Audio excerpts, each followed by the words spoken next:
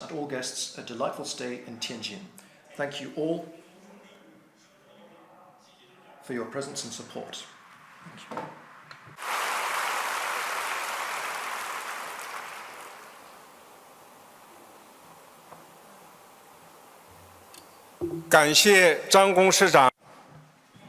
Thank you, Mayor Zhang Gong, for your speech. And now, please all be upstanding and let us offer a warm round of applause as we welcome the Premier of the State Council of the People's Republic of China, His Excellency Mr. Li Qiang, and the Founder and Executive Chairman of the WEF, Professor Klaus Schwab.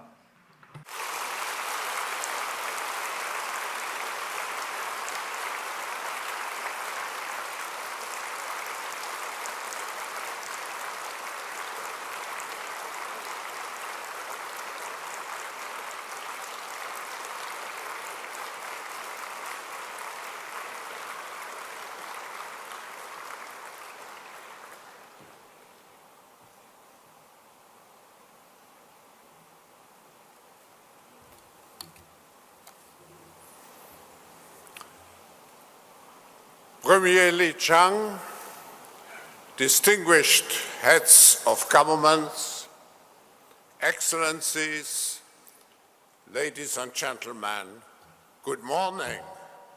It's a great pleasure to welcome you to the 14th annual meeting of the new champions here in Tianjin, China. This is a very special occasion for the World Economic Forum and myself, as we are returning to our summer Davos after 3 years, painful years, of virtual gatherings due to the pandemic. The theme of this year's meeting is entrepreneurship, the driving force of global economy. We are living in a time of unprecedented change and disruption, driven by advances in science and technology, by intense geopolitical tensions, as well as by social and environmental challenges. All those factors will impact the future of humanity.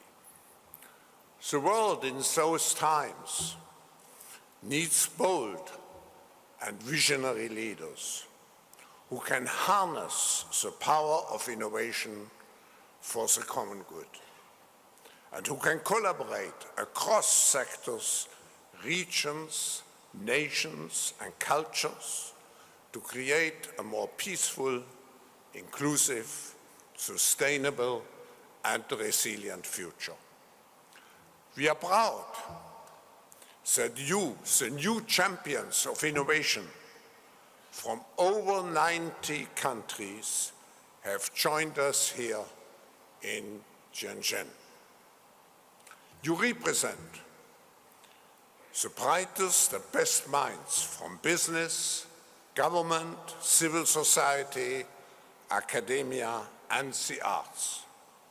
You are the pioneers, the entrepreneurs, the disruptors, and the creators who are shaping the new frontiers of human progress. You are also the stakeholders who have a strong responsibility to ensure that innovation serves humanity and not the other way around.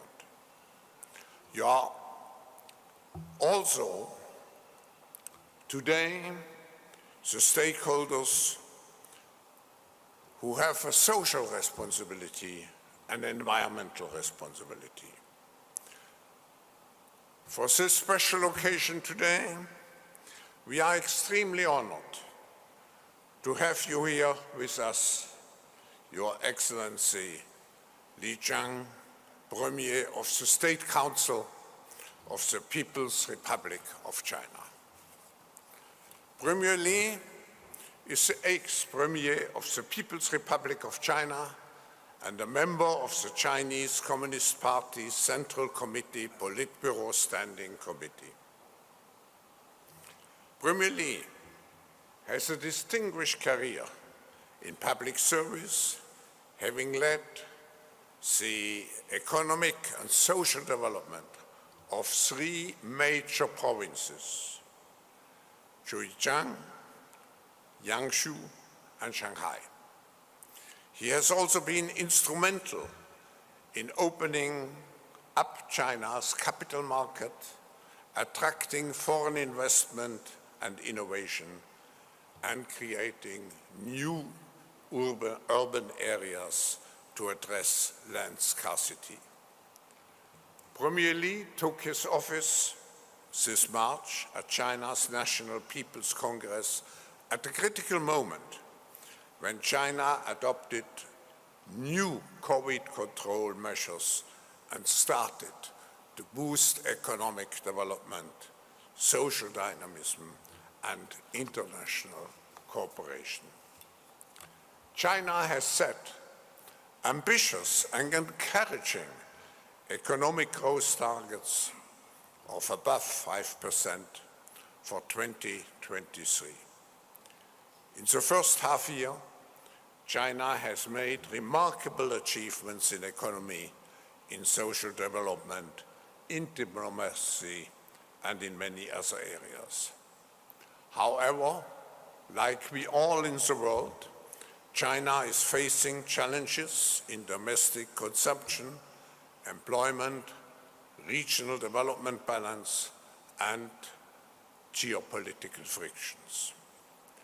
Premier Li, you will share with us today's China strategy for the future development of China and China's roadmap in tackling the challenges it faces.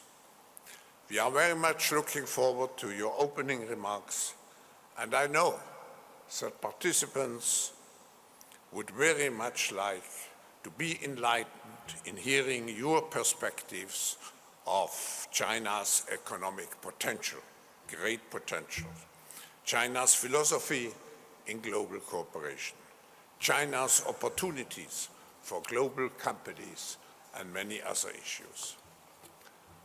The forum, with its over 40 years of friendly and extensive partnership with China, today the second largest economy in the world, will continue to fight fragmentation and strive for dialogue, understanding, and collaboration as we stand for a future where nations have to work together for the collective well-being for humanity.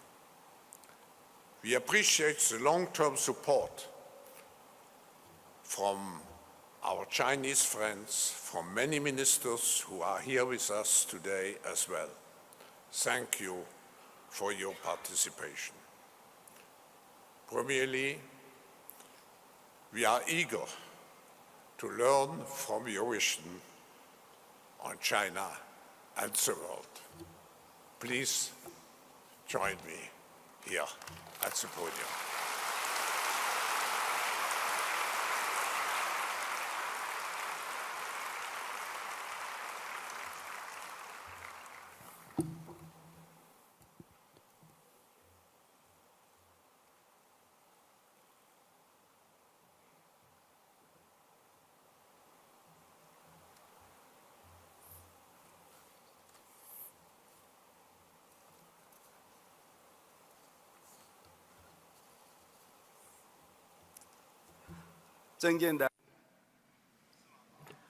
Professor Klaus Schwab, Executive Chairman of the World Economic Forum, Your Excellencies, heads of government, heads of international organizations, distinguished guests, ladies and gentlemen, friends, good morning.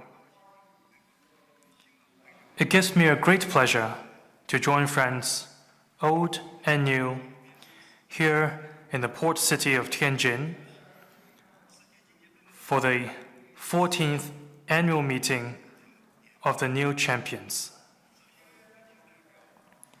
Let me begin by extending, on behalf of the Chinese government, warm congratulations on the opening of the event and a hearty welcome to all participants and journalists.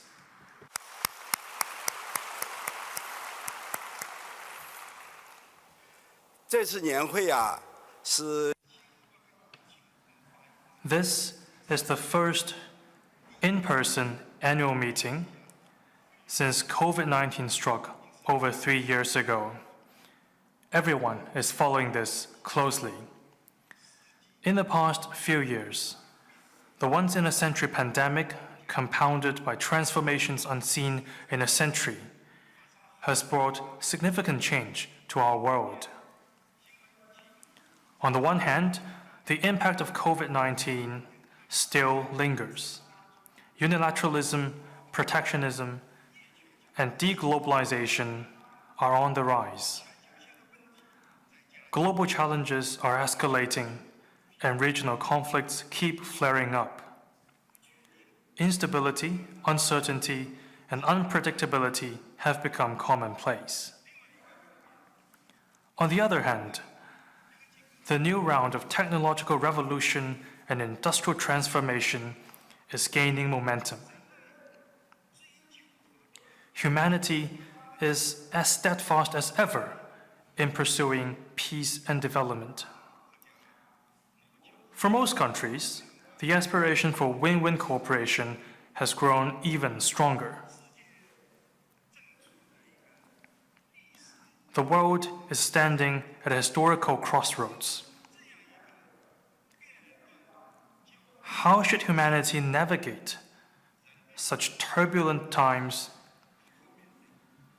is a crucial issue of shared concern for people of all countries.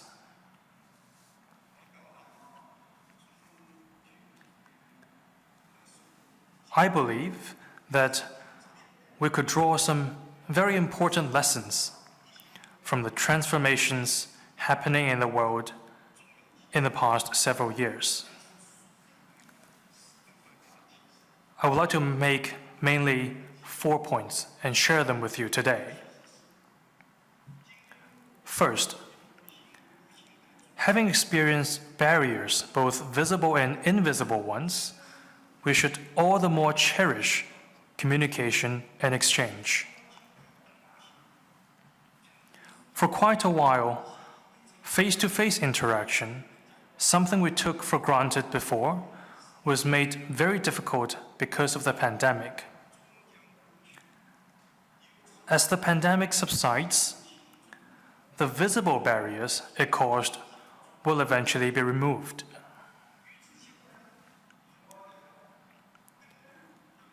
However, the invisible barriers put up by some people in recent years are becoming widespread and pushing the world into division and even confrontation. This is a bigger cause for concern. Differences in human perception and the diversity of civilizations have been with us since ancient times.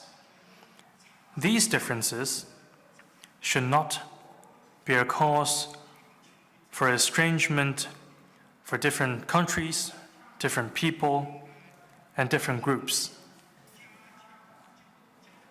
Instead, these differences should become a driver for even more communication and exchanges.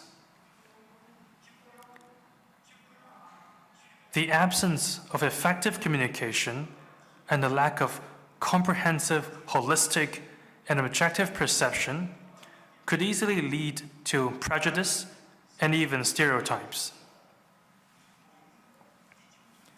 Living in the same global village, we, the humankind, must eliminate the visible barriers and, more importantly, remove those invisible ones. Different countries, ethnic groups, and civilizations need to deepen mutual understanding and strengthen dialogue to bridge differences and expand common ground. From my perspective, what is crucial for communication and exchanges is sincerity. Only by treating each other with sincerity can we truly know and understand each other. In order to avoid misperception and miscalculation.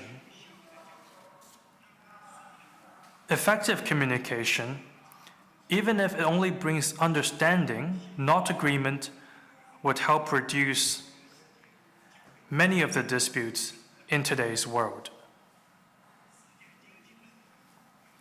The World Economic Forum, I think, is an important platform to facilitate such mutual understanding.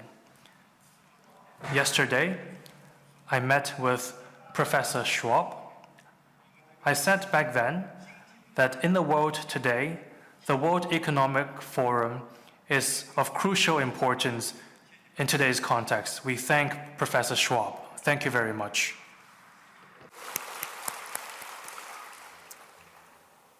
The second observation I would like to make is that having experienced the shocks of global crises, we should all the more cherish solidarity and cooperation. The history of human society is a record of human battles against and victories over challenges and difficulties. In face of a momentous crisis, no country can stay unscathed or solve the problems single-handedly. Solidarity and cooperation is the right way forward.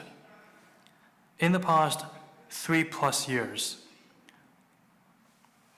all countries have fought hard against the pandemic.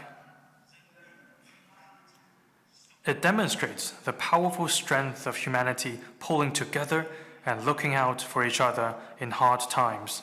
COVID-19 will not be the last public health crisis humanity faces. Global public health governance needs to be enhanced.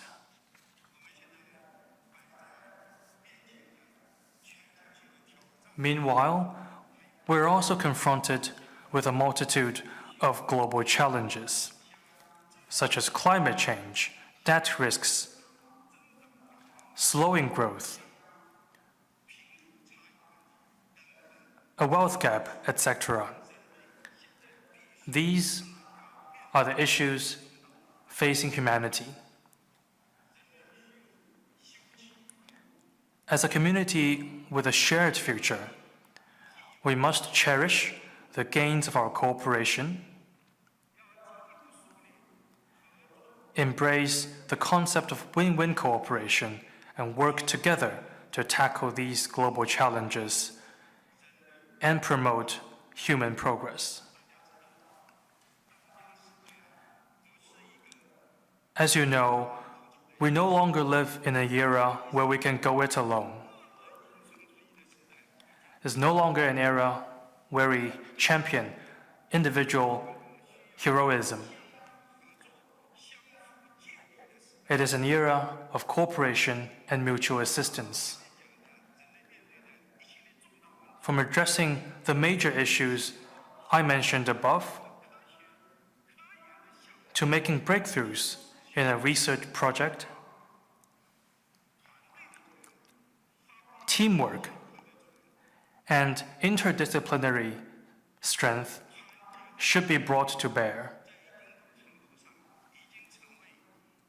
One could say solidarity and cooperation has become an important way for us humanity to think and act. This is my second observation. The third observation I would like to make is that having experienced the ups and downs of economic globalization, we should all the more cherish openness and cooperation. Economic globalization is a historical trend. Despite the headwinds and pushback, the overarching trend of economic globalization has kept moving forward. In particular, the rapid advance of new technologies such as digital technology and artificial intelligence is creating favorable conditions for economic globalization. The world should not and cannot return to a state of mutual seclusion or isolation. A few days ago, I was in Europe and I visited Germany and France. I had in-depth exchanges with leaders and people from political and business communities.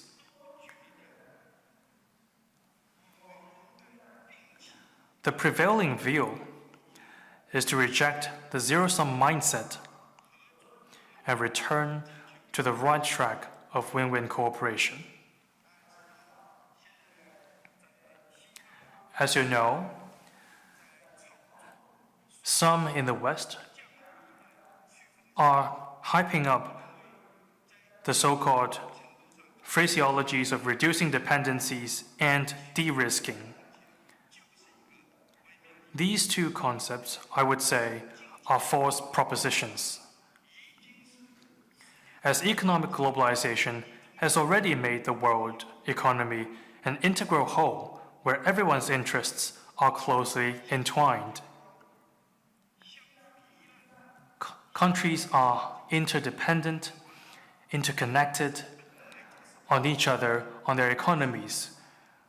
We can enable each other's success. This is something good rather than something bad. If there is risk in a certain industry, it is not the call or decision by a particular organization or a single government. It is businesses that are most sensitive and are hence in the best position to assess such risks. They should be left to come to their own conclusion and make their own choice.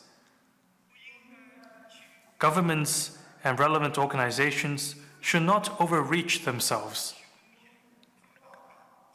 Still less, overstretch the concept of risk or turn it into an ideological tool.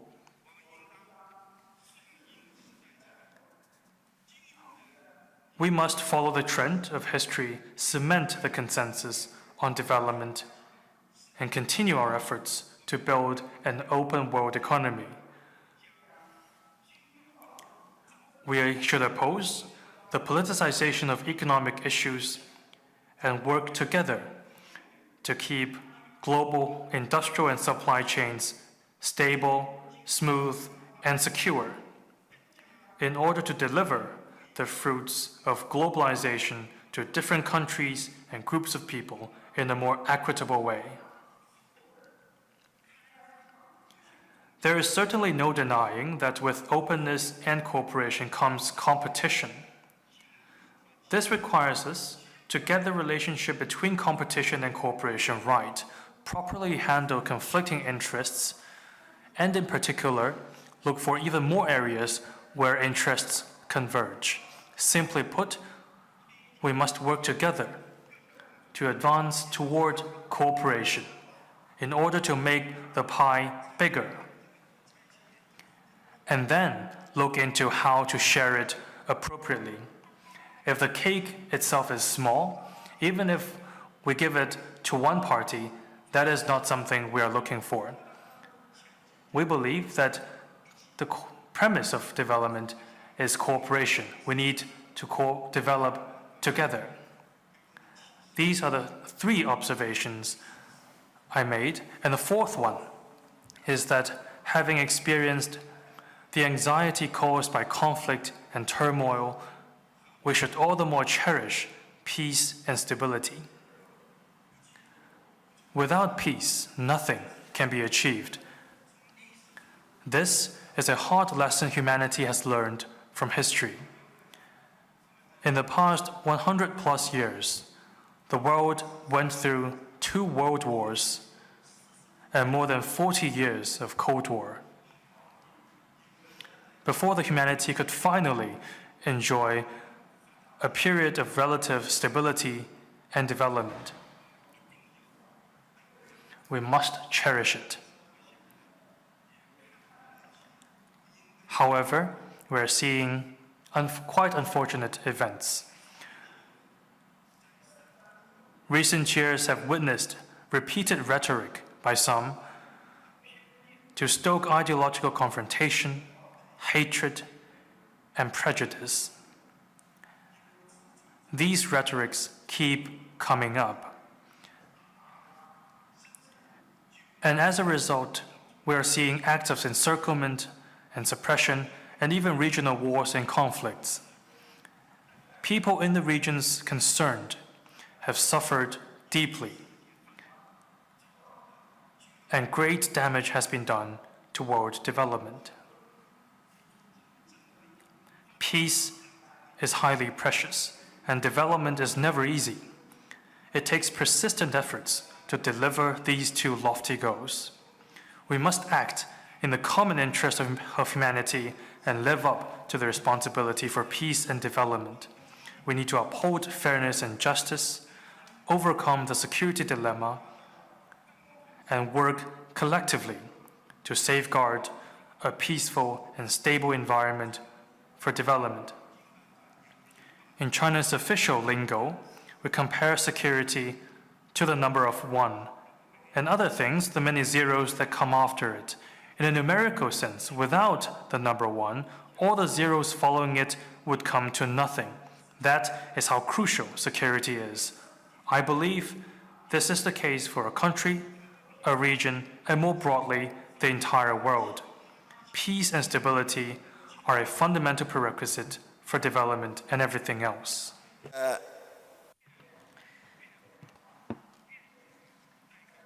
A shifting world can be revelatory in many ways. In a nutshell, what is lacking in today's world, I believe, is communication, not estrangement, cooperation, not confrontation, openness, not isolation, and peace, not conflict.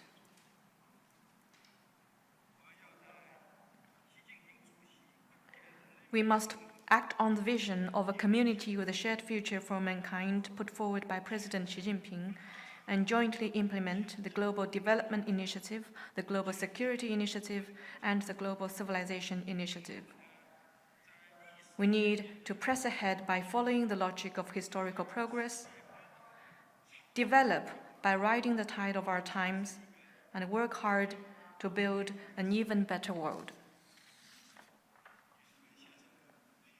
Ladies and gentlemen, friends, as a responsible major country, China has all along stood firmly on the right side of history and on the side of human progress. Holding high the banner of peace, development, and win-win cooperation,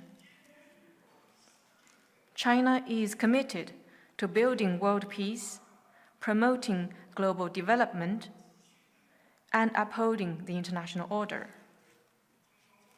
Most notably, since the 18th National Congress of the Communist Party of China, we have focused on promoting high-quality development, realized the goal of building a moderately prosperous society in all respects as planned, ended absolute poverty in China once and for all, and embarked on a new journey toward building a modern socialist country in all respects.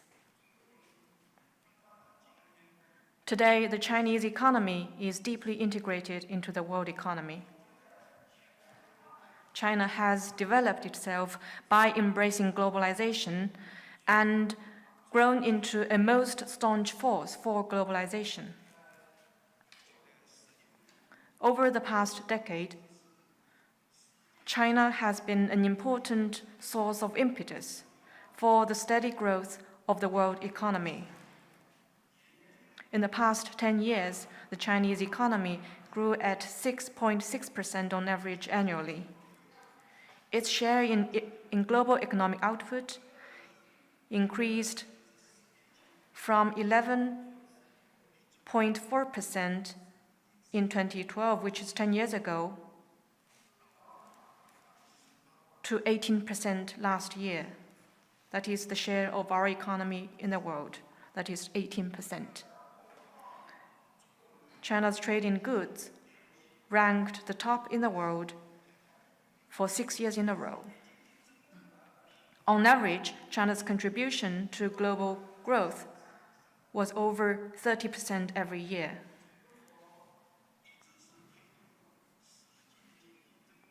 China has been the biggest engine driving global growth. In the first year of the COVID-19 pandemic, China was the only major economy in the world that registered a positive growth. In the past 3 years, we have encountered various difficulties, but China achieved an average annual growth of 4.5%, which is about 2.5 percentage points higher than the world average, and was among the best performers of the world's major economies. As it pursues interconnected development with other countries, China has honored its WTO accession commitments by opening up its market to the rest of the world and sharing its development opportunities with all, making itself a major trading partner of over 140 countries and regions. China's development has improved the lives of the Chinese people and also provided people in other countries with a large amount of quality yet inexpensive products. China has served as an important anchor and source of impetus for free trade and stable growth in the world. In the longer time to come, China will continue to provide strong dynamism to the world economic recovery and growth. China today is still the world's largest developing country. It has a population of over 1.4 billion. We have a big economy, but divided by 1.4 billion at per capita level, our economic indicators and living standards are only modest. Our development remains unbalanced and inadequate. And yet such imbalance and inadequacy is also where China's development potential and space lie. We are acting on a new development philosophy, fostering a new development paradigm at a faster pace, and working hard to achieve high-quality development. We are introducing more practical and effective measures to further tap the potential of domestic demand, invigorate the market, make urban, rural, and regional development more coordinated, accelerate the green transition, and advance high-standard opening up.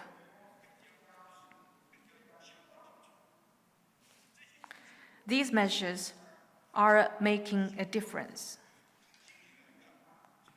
From what we see this year, China's economy shows a clear momentum of rebound and improvement. GDP grew by 4.5% in the first quarter year-on-year and is expected to expand faster in the second quarter than in the first. We are on track to hit the growth target of around 5% we set for the whole year. Some international organizations and institutions have recently revised up their growth forecasts for China this year, demonstrating their confidence in China's development prospects. We have full confidence and the ability to achieve the steady growth of the Chinese economy on the track of high-quality development in a long time to come. This will increase the size of the market, create opportunities of cooperation, and provide a consistent source of dynamism to the world economic recovery and growth, as well as opportunities of win-win cooperation to investors from all countries. Ladies and gentlemen, friends,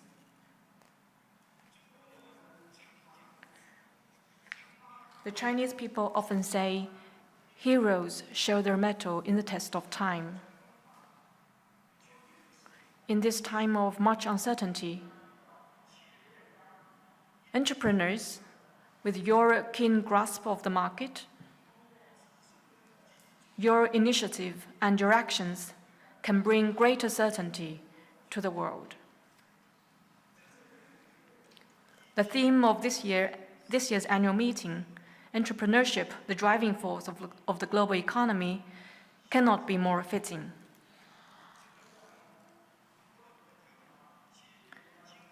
Entrepreneurs from different countries may be distinct in different ways, but I believe the core attributes of entrepreneurship are the same, and I think they are a sharp sense, relentless drive, and an extraordinary ability to act in business startup, innovation, and creation.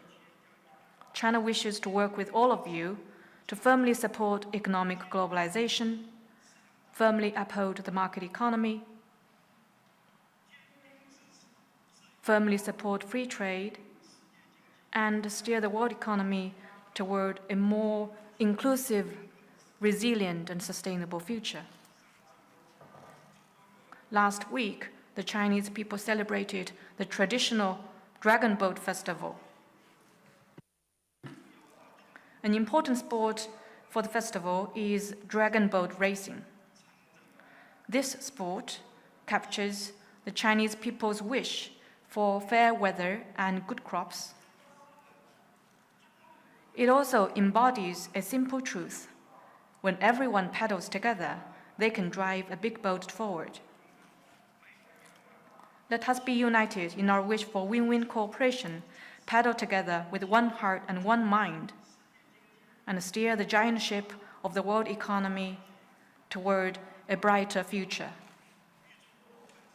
I wish this year's meeting a full success. Thank you.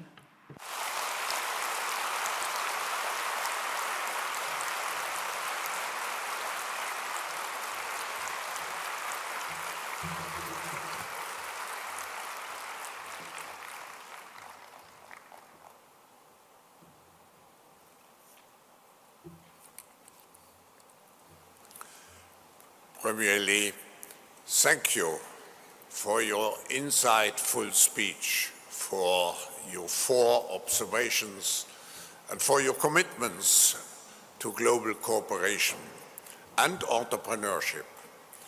We have seen in your speech great confidence in terms of the resilience and growth, and also of the potential of contribution of the Chinese economy to the world.